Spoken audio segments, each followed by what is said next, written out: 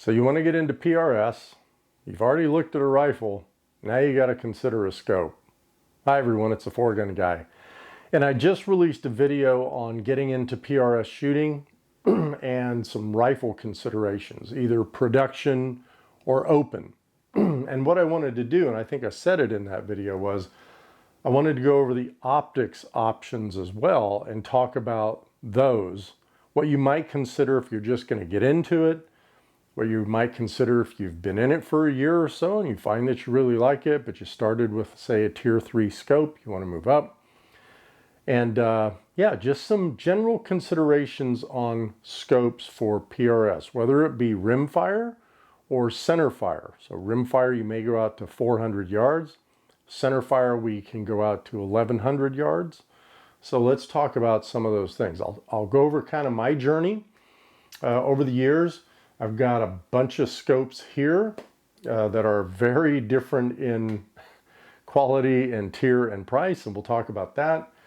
And then we'll just have some final thoughts. So if you're ready to go, let's get to it.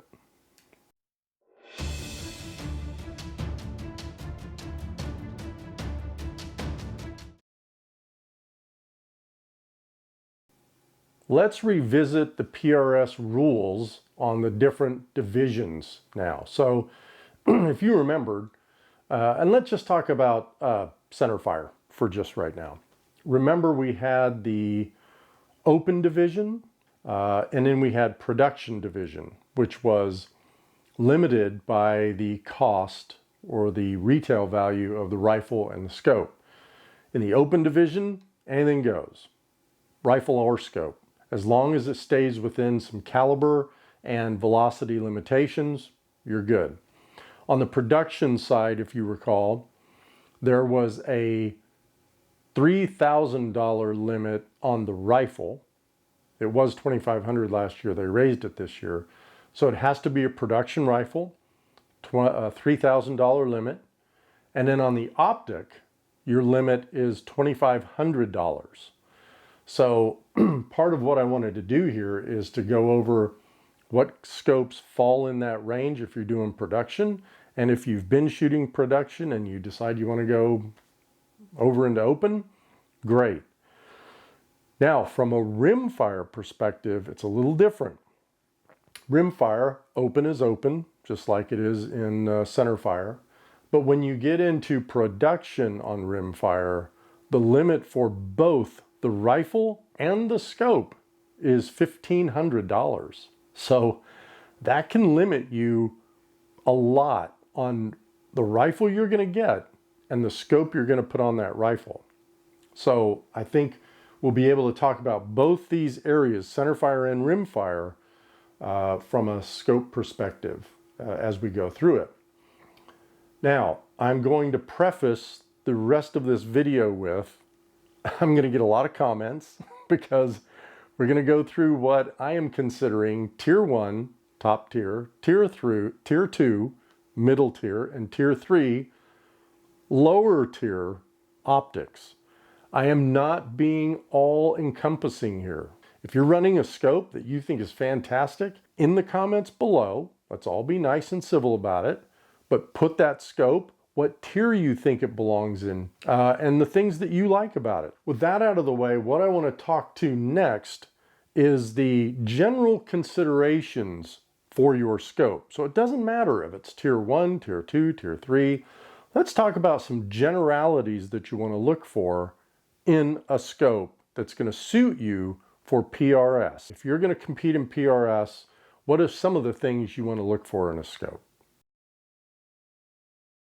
One of the top considerations, of course, is the glass. No matter if it's rimfire or centerfire, when you're reaching out there to 800, 900, 1,000 yards in centerfire or 300 yards in rimfire, you need some clear glass. Optimally, if you are young enough that you could see your bullet trace as it flies through the air, then that would be fantastic. But my point here is, I'm going to keep it simple. You want to see your misses. That's what you want to see. So you want a clear enough glass that's going to help you see the target, get on the target, and make the impact and see your misses. So There's one thing. One of the biggest elements, if you've watched any of my scope videos, is the reticle. Period. End of story. I think the reticle is one of the most important things in this scope. Everything else is the mechanics of it. I get that, right? Or the turret's crisp and clean and all that stuff. But if you don't have a reticle that you're comfortable with and know how to use, then you're going to be fighting that, and that's going to take time off your stage. So a clean reticle with good subtensions, 1/2 mil marks on the horizontal or the windage. You'll hear me say that in every one of my videos. Illuminated reticle doesn't really matter here. So don't get hung up on whether it has an illuminated reticle or not. Eye relief, very good eye relief. And what do we mean by that? When you get behind that scope, are you having to do this a lot, or, kind of find the optimum viewing comfort for you looking through that scope? Or can you just, once you get the scope set up, like this Razor Gen 3 on my centerfire rifle, I've got this set, the second the buzzer goes off, I get behind that rifle, my chin is on the cheek rest where it needs to be, and I'm right where I need to be behind the scope. The diopter, that's the back of the scope here, right? People will call this the focus. It's really not the focus, but it aids in making sure that your focus and your reticle are in sync with one another, because if this is off of your parallax or your true focus, you can miss targets because you think you're looking at the target here, but the target's really over here. So a smooth diopter operation is great. A locking diopter is awesome if you need to have that or want to have that. This is a zero compromise scope here. It has a locking diopter. I've always loved it, but I don't need it. If it's stiff enough that once you set it, it's going to stay there, then you should be fine. Magnification. Magnification has really become a big factor here lately. Most of these scopes are going to be in the 5 to 25 magnification range. That's what that zero compromise is. The new Razor Gen 3 here is a 6 to 36. Now, let's talk about this for a second. When you're shooting in a match, you will generally have your magnification set between 15 and 20. That's the sweet spot. That's where you're going to stay.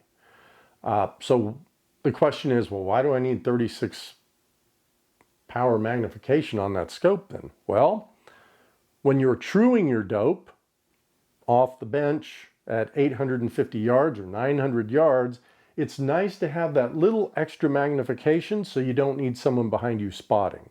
But 5 to 25 should be great. Even a 20 power would suit you, would be okay for you, because as I said, you're really staying in that 18 to 20 power range. Turrets, they really need to be tactile. They need to be, when I click this thing up and turn it, I want to hear those clicks. I don't want this thing to be mushy. And if you watch my review of the original Gen 3, Razor Gen 3, that was my biggest complaint. These things were mushier than anything. I couldn't hardly even hear it clicking. So if you're out there and your windage is on, you're adjusting your windage or you're adjusting your elevation, and you need to, last match, I was shooting under a little bit. I had to come up 0.2 of a mil. Click, click. I didn't look at the turret. I listened to the turret. Click, click. I was up 0.2. If you can't hear that, then that's going to impact how you can run a stage and adapt to changes in the environment or whatever. So, turrets. Are they locking? Are they zero stop? Right? So again, I'm not going into details on all this, but the fact of the matter is, I'll use this again, the Razor Gen 3. Turn it up, turn it back down. This is 0 or 0.5 below 0, but I know it's near the 0. That's what counts. I know it's near the 0. Same thing with my zero compromise. And you can adjust these to where they stop on the 0. Why you might want it to be a little less than 0, rimfire is a great example of that. You're zeroing your rifle at 50 yards, but in some matches, we will have targets at 35 yards. Well, what do you do now? You look at your kestrel and it says 2/10 low. Now I can go 2/10 down and I don't have to hold. So little things like that are what you want to think about. Do you need it? No, you don't. Is it nice to have? Yes, it is, right? Zeroing, returning to zero feature, I just talked about that. Are they locking turrets? In other words, on this Razor Gen 3, I lift the turret to unlock it. Then I turn it. So if I've got a 3.5 mil setting for a stage and I'm not going to shoot any other targets, just that one target, I want to lock this at 3.5. I push this down. And now if I bump this up against a prop or anything like that, it's not going to move. That's a nice feature to have. It really is. Do you need it though? No, you don't. So just think about that. Parallax. Parallax in a scope, as we talked about earlier, is really the focus of the scope. You want a parallax that, let's say it's center fire, and our first target is 850 yards. Then we're coming into 650 yards, and we're ending at 500 yards, or it's vice versa. What I don't want is a scope that when I sit down at 850 and it's clear, but I come to 650 and it's out of focus and I have to adjust the parallax to get it back in focus, then at 500, I have to do that again. And I'm gonna pick on Vortex again for when this Razor Gen 3 first came out. That's what I had to do. I had to adjust the parallax almost every 100 yards. It was not good. The new one that I have mounted here is beautiful. In fact, in my backyard, I go out to 750 to a telephone pole. I come back to a 400-yard telephone pole. Don't have to touch parallax at all. And that's the way my Razor Gen 2 used to be. That's the way this zero compromise is.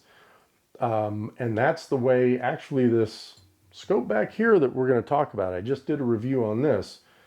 This is a $400 scope. And this does that too. 700 to 400, it was fine. I didn't have to touch a thing. So that's something you want to think about as well. And then, lastly is the construction. How does this thing feel? Does it feel like a tin can? Does it feel like a tank? Because the Razor Gens feel like tanks. The Gen 2 was a tank. This Gen 3 feels the same way. The zero compromise, I used to pick it up by the scope, which is really a no-no, but it's been a tank. So you really want something that's well built. All right, let's get to the big thing here. Let's talk about the tiers and what some scopes that I feel fall into the 3 different tiers. All right, here we go. Let the comments begin. So, all right, I'm going to start with the let's start with the tier 1 scopes. All right, so, and I put some rough pricing here. So these are not exact prices. You might find them cheaper. They may be more expensive. These are some prices. This is some pricing I did a while ago. So let's see. Tier 1 scopes, you're looking at scopes like Tangent Theta, Zero Compromise, Schmidt and Bender, Collis, US Optics, Night Force, Vortex. Now I put these in descending order of price. So this is not this is the best one and this is the worst one. That's not how I did these, and I did that on purpose. I am not going to sit here and tell you which is the best and which is the worst. I'm just wanted to put them price-wise in descending order. Some of you are going to look at the very last one in this group, the Razor Gen 3, and you're going to go, that is not a tier 1 scope, it's a tier 2 scope. I tend to agree with you, but I think for the Razor Gen 3 specifically, and maybe for some of these others, there is a tier 1.5. That's all I'm going to say. I think there's a tier 1.5. The orange or yellowish lettering for these scopes represents the scopes that you will see at most matches that I shoot. Center fire, let's say. If I'm shooting center fire matches, I'm seeing Tangent Thetas, Zero Compromises, Night Forces, ton of Night Forces, and the Razor either Gen 2 or Gen 3 at those matches. You'll see some of the others, and some of those folks might be sponsored by those companies, so they're running their optics. But generally speaking, the matches I go to, those 4 are the ones that you see. Now, remember, for PRS, centerfire, open division, I could use any one of these tier 1 scopes, any one of them. So you see, I've got a Razor Gen 3 mounted on this rifle. I just took the Zero Compromise off of it because I'm going to sell this.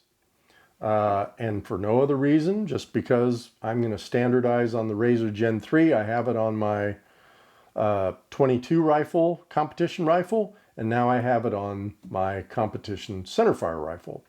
And I just don't need the Zico anymore.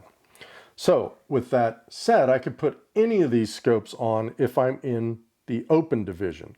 Remember, the production division has a $2,500 MSRP limit on it.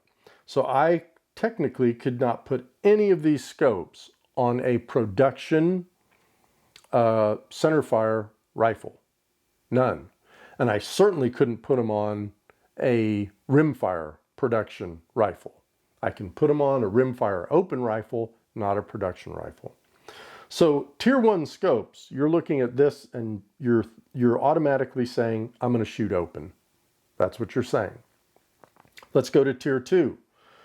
Steiner, Leupold, the Mark V, Sig Sauer, Tango 6, the Vortex, Razor Gen 2, there's the Gen 2, Bushnell, Trijicon 10 Mile, Athlon Optics, Cronus, and Primary Arms.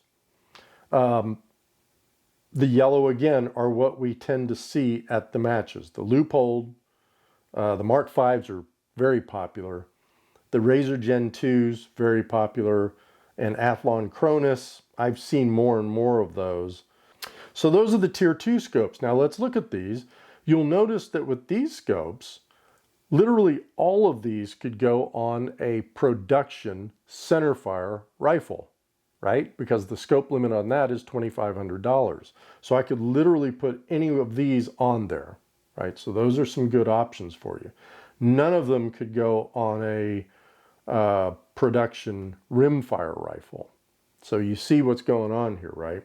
And now let's get to the tier 3 scopes. So we're looking at the Leupold VX3i, the Miopta MioPro, Vortex Viper, Burris, Vortex Strike Eagle, Athlon Aries, the Arcan EPS, and the Discovery Optics, which I threw in there because I just did a review on this thing, and I got to tell you, it really did blow me away.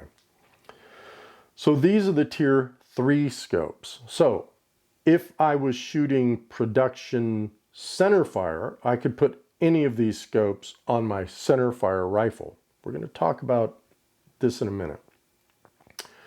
On my rimfire rifle, I could probably get up to the Vortex Strike Eagle and the Burris and maybe the Viper. But remember, there's a $1,500 total limit on a rimfire production rifle, the rifle and the scope. That doesn't include the mount, rails, bipods, all that stuff. But it does include the rifle and the scope. So once you start getting up there, now you're limiting the rifles that you can get. See how this works, right? So you're probably, if you're going to just start out in this sport, you may start with production, and you may, let's go back to centerfire. If you started at production, you've got a $3,000 limit on the rifle, $2,500 limit on the scope. And now let's talk about why I would recommend that you go with something like a tier 2, tier 3 scope. This centerfire rifle is a 6mm BRA, which means its cartridge is pretty small, right? This is unloaded. It doesn't even have a primer in it. But that cartridge is pretty small, right? Bring it back here. The recoil on this rifle is relatively light. I can almost free recoil this thing. So when I'm on a barricade or something like that, I've got a bag down. This rifle here, this weighs 23 pounds. So when I put it on that bag on the barricade, it's pretty much there. So when I pull the trigger, I don't really come off the target that much. It's great. If you're going to be starting PRS and you're the guy that says, I want to go out there with a 308, I'm going to go with a 308, production 308, and da-da-da-da-da, well, you better have a scope that's going to be able to put up with a 308 recoil, right? So again, when I start looking at these scopes, I'm saying something like the Razor Gen 2 might be for you. Athlon, I think they make some good solid scopes material-wise. Same with the Leupold Mark V. So those three scopes, if you're going to go with a larger caliber, larger recoil rifle, I would stick with that middle tier. Not taking anything away from the tier 3 scopes, I'm just saying, I think you might get a better bang for your buck with those. And once you get out of that 308 thing that you're going to get into and you decide that you want to go to something with less recoil, now you still have a good scope that you can mount on that new rifle, and it'll serve you well. If you're just getting into it and you're going to say, I'm going to go with a, I don't know, 6 millimeter Creedmoor production rifle. It's still got a little bit of a kick to it, but I think you could still get away with some of these tier 3 scopes. Just do your research. Look at the reviews. Have people had problems with them on their rifles? From the recoil and banging around. Remember, we're not bench resting here. We're moving this stuff all over on a barricade, off a car, on tires, on rocks. We're banging it around in windows. So this piece of equipment really has to hold up very well. For a rimfire, if you were starting off with production, you want to consider the rifle and the scope, right? So let's say that you're $700, $800 into a Bergara B14R or a CZ457. Yeah, you're going to be $700 or $800 into that thing. So that leaves you $700 to $800 for the scope, which would put you in this ballpark here with the Burris. Let me get my glasses back on. The Discovery optic here. I think it would get you into this Athlon Midas. The Arkin. Yeah, I mean, there's not many at that level. Now, there's a lot of other manufacturers out there, guys. I told you, this is not an exhaustive list. But you're going to want to look at that price range and see what's really going to work for you. Well, that's really all I wanted to go over today. I wanted to talk about some considerations you're going to have, some things that you're going to want to think about, whether you go to open or production levels. You're going to have a lot to think about. Well, I hope this video was helpful. I love this sport. I really do. Sometimes you kind of get a little burned out and you want to take a little break, and there's nothing wrong with that. But, you know, when you get out there and that buzzer goes off and you hit that barricade or have to put this rifle on a car or a rock pile or whatever you're shooting off of, and you start hitting those targets, it's exciting. It really is. So, you know, the more people that get into this, the better I think it's going to be. They're great people. Everyone who shoots these matches is fantastic. And I really do want more and more people to get into this. So again, do me a favor, go out to the PRS website. I'll put the link here and in the description of the video. Go out to the PRS website, look at the rules, or if you're going to join some other organization, look at their rules. What do they allow? What do they not allow? What's the limits on caliber, velocity, cost, all that stuff. Just get into it. It's really fun. I would start, as I said with the rifle video, I would start with a production rifle. Or if you're going to go open, great, start open. But I would start with factory ammo, which is another consideration you're going to have, right? What rifle should I buy that I can readily today buy factory ammo off the shelf for? And see if you like it. And trust me, if you don't like it, you can sell this stuff pretty darn fast. Even no matter which one of these scopes. If I put these on Sniper's Hide, which is a site that we sell things on, that we can sell things on, I promise you, these will be gone in a week, 2 at the most. So don't ever feel that you can't get back out what you put into it. You may lose a little money, but it's not going to be anything extensive. Well, hey, thanks again, everyone, for watching. I really do appreciate it. Have some more stuff coming up, stage videos. I'm doing something on changing powders, things to consider there. And yeah, just some other projects that I have going on that hopefully will come to fruition. So I appreciate the subscriptions, likes, and comments. And until next time, shoot straight.